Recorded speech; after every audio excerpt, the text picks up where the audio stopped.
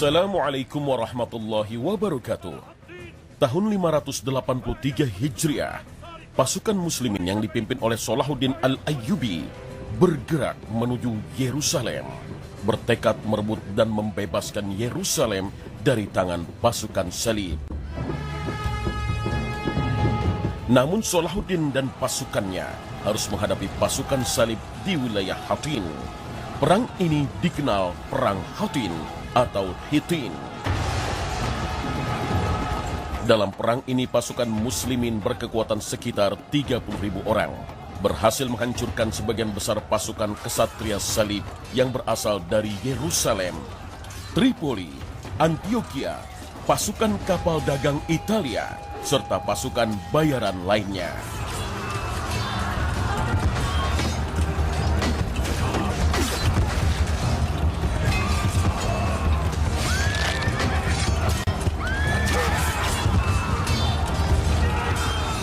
Untuk memancing emosi kaum muslimin, pasukan salib memancangkan salib besar di atas Qubatu Sakhrah.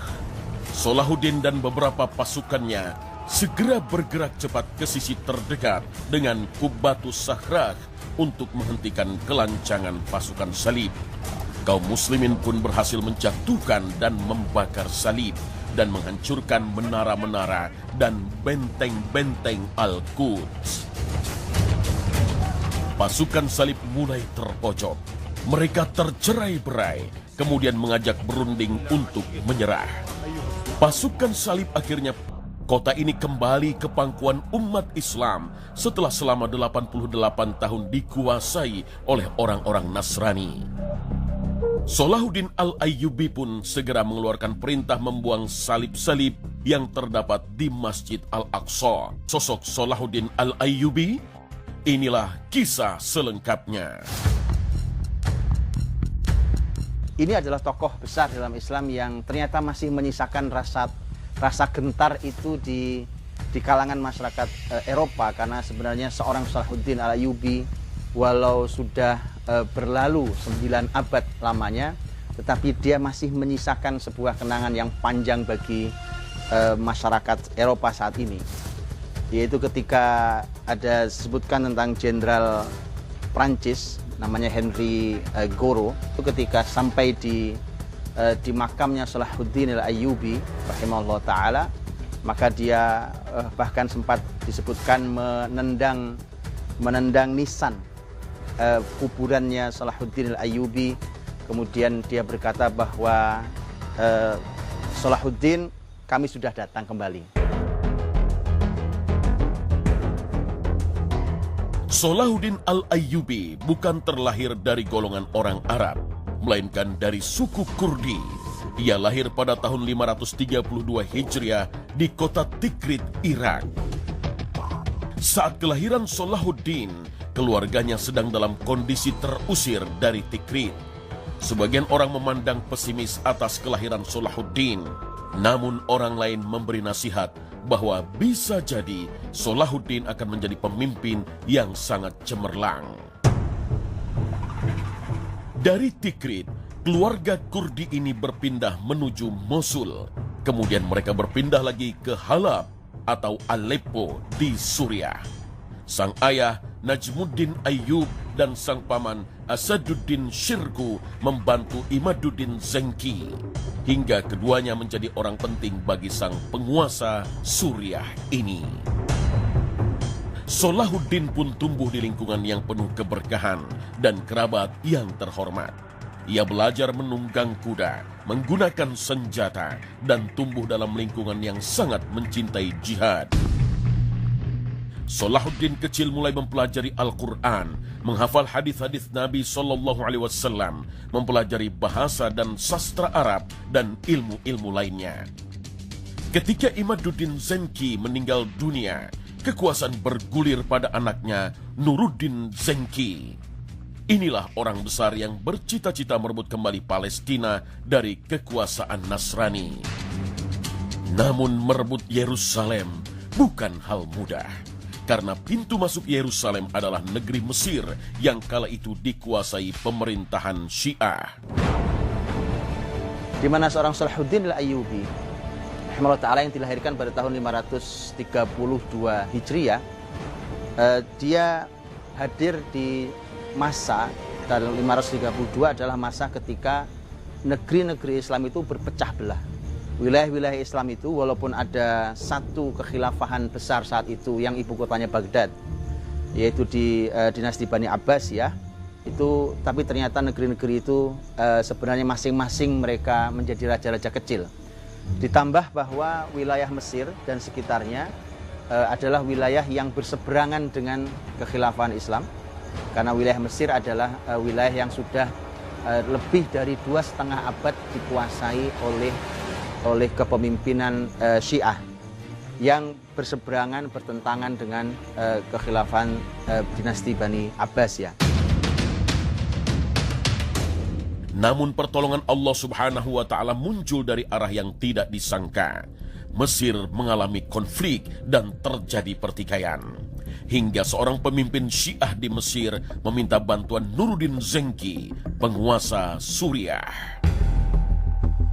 Nuruddin menganggap ini kesempatan mahal untuk masuk ke wilayah Mesir, karena Mesir adalah merupakan pintu Palestina, orang-orang yang sudah menguasai Palestina, yaitu dari kalangan orang-orang salib yang sudah menguasai Palestina yang sudah lebih dari 80 tahun saat itu. Maka kesempatan dipakai oleh Nuruddin Zenki untuk mengirimkan pasukan di bawah kepemimpinan sang pamannya Salahuddin, itu Asaduddin Shirkuh. Asaduddin Shirkuh dia dengan memimpin pasukan itu, maka fungsinya Salahuddin adalah menjadi utusannya seorang Nuruddin untuk bolak-balik dari Mesir ke Aleppo. Seringkali ditugasi untuk pergi ke sana dan seterusnya untuk menyampaikan banyak hal dan pelajari. Disitulah maka Salahuddin mulai punya interaksi yang luar biasa dengan militer, dengan kepemimpinan, dengan intelijen, dengan strategi dan seterusnya. Maka begitu masuk ke Mesir, maka Asaduddin Shirkuh kemudian nanti disebutkan bahwa beliau tidak lama setelah itu meninggal setelah mendapatkan kemenangan. Jadi berhasil membantu Mesir, dan Mesir dikembalikan kepada salah satu penguasa yang minta bantuan itu. Tapi seorang Asaduddin Shirkuh punya strategi untuk itu. Sehingga ketika Asaduddin Shirkuh sudah mendapatkan posisi yang tinggi, bahkan sudah mendapatkan posisi sebagai seorang menteri, maka seorang Salahuddin Al-Ayyubi rahimahullah ta'ala nanti menggantikan posisi sang paman ketika sang paman meninggal.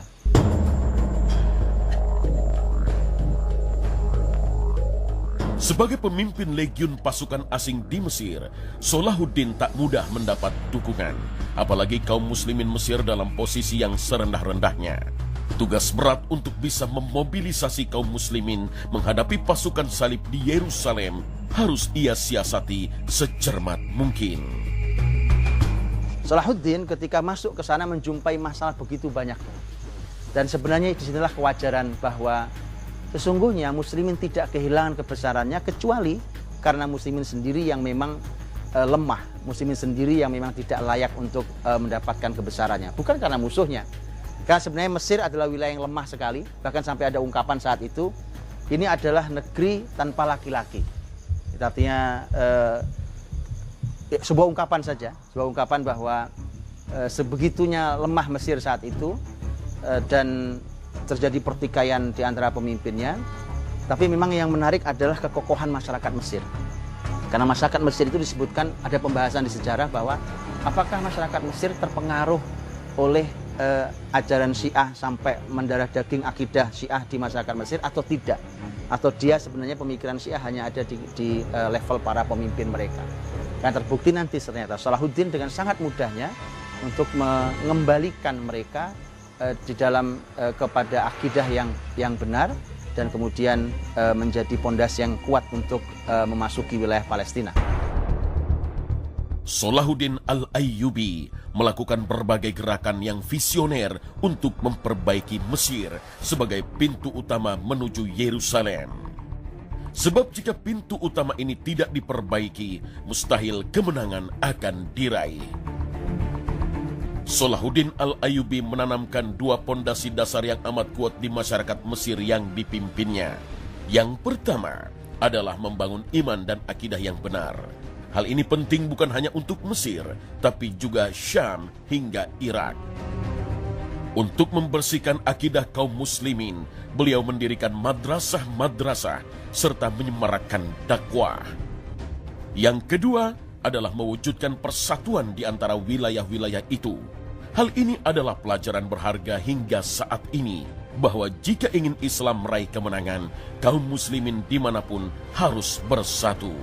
Allah berfirman, "Dan berpegang teguhlah kamu semuanya pada tali agama Allah seraya dengan berjamaah, dan janganlah kamu bercerai-berai. Dan ingatlah nikmat Allah kepadamu ketika kamu dahulu masa jahiliyah bermusuhan. Lalu Allah mempersatukan hatimu, sehingga dengan karunia-Nya kamu menjadi bersaudara. Sedangkan ketika itu kamu berada di tepi jurang neraka.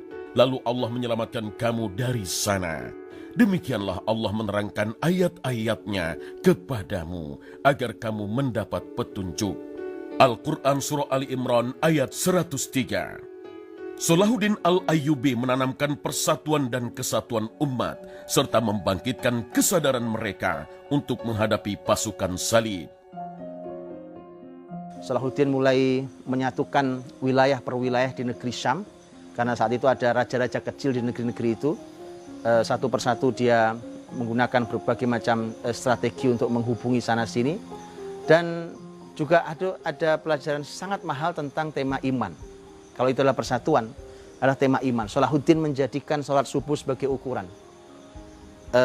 Salahuddin bolak-balik Mesir, Suria, Mesir, Suria.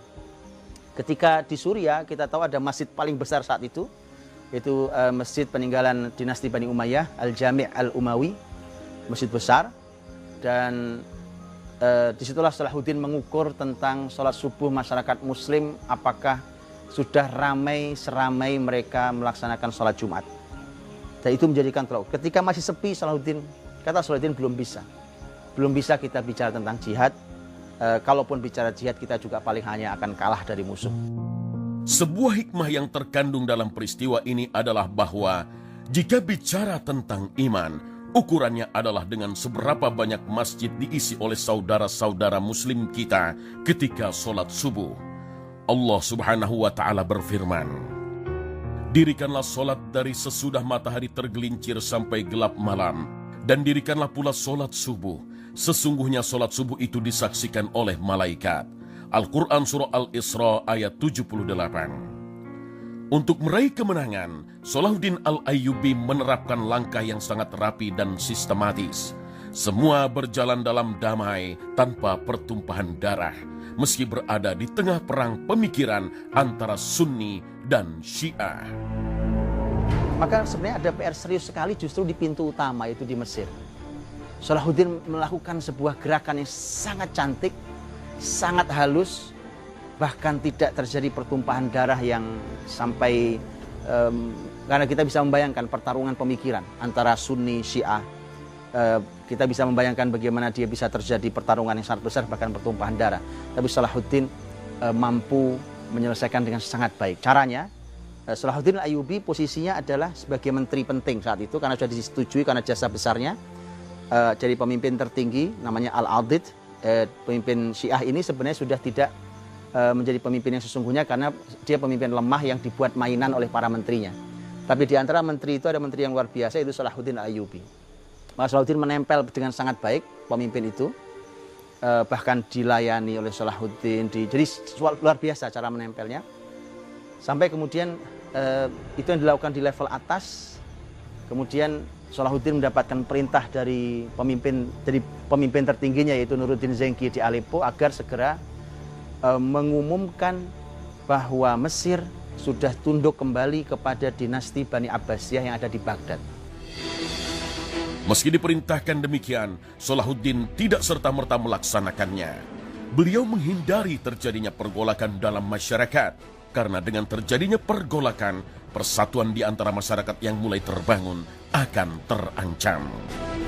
Salahuddin Al-Ayyubi menggunakan cara yang amat cerdas. yaitu dengan memerintahkan khotib sholat Jumat untuk mendoakan para pemimpin Abbasiyah untuk mengetahui kesiapan dan penerimaan masyarakat terhadap hal ini. Ternyata sedikit sekali pergolakan yang terjadi karena hal ini. Kemudian, Salahuddin Al-Ayyubi mengumpulkan para ulama Sunni dari berbagai mazhab.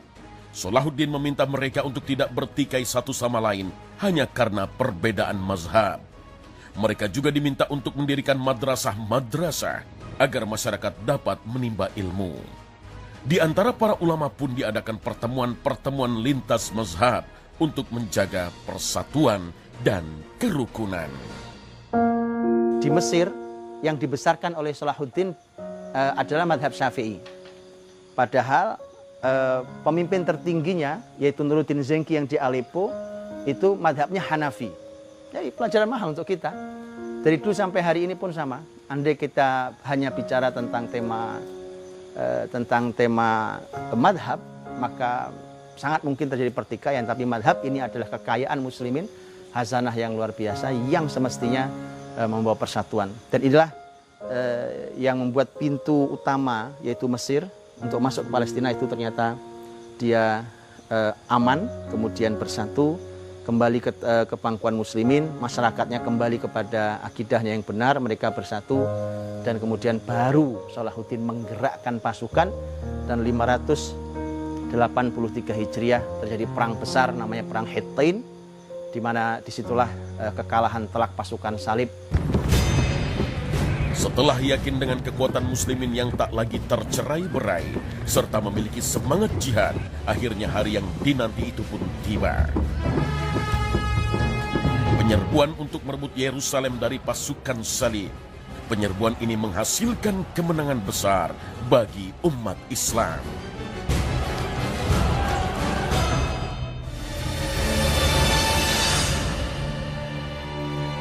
Kemudian Salahuddin berhasil membebaskan Al-Quds sebagai pusatnya dan mengambil alih, kemudian memulangkan orang-orang Eropa ke negeri mereka yang bermasalah dihukum, yang tidak bermasalah dilepaskan, sangat adil.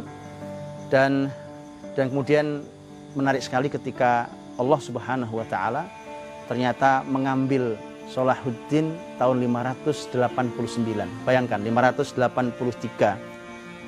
Tugas utama Salahuddin membebaskan Palestina berhasil dia lakukan tahun 589. Artinya hanya 6 tahun setelahnya Salahuddin harus menghadap Allah Subhanahu wa Ta'ala. Seakan Salahuddin dihadirkan Allah hanya untuk bebaskan Palestina. Begitu selesai, kembalilah. Ya Tuhan nafsul mutmainnah irji'i ila rabbiki radiyatan mardiyah. Wahai jiwa-jiwa yang tenang, kembali pada Allah. Sudah selesai tugasmu. Fadkhuli fi ibadi wadkhuli jannati. Masuklah bersama hamba-hambaku yang lain dan masuklah ke dalam surgaku. Di akhir hayatnya, Salahuddin Al-Ayyubi meninggal dengan kesederhanaan. Meski menjadi penguasa Mesir, Yerusalem, Suriah, dan Yaman, Salahuddin Al-Ayyubi diriwayatkan tak meninggalkan harta kekayaan sedikit pun.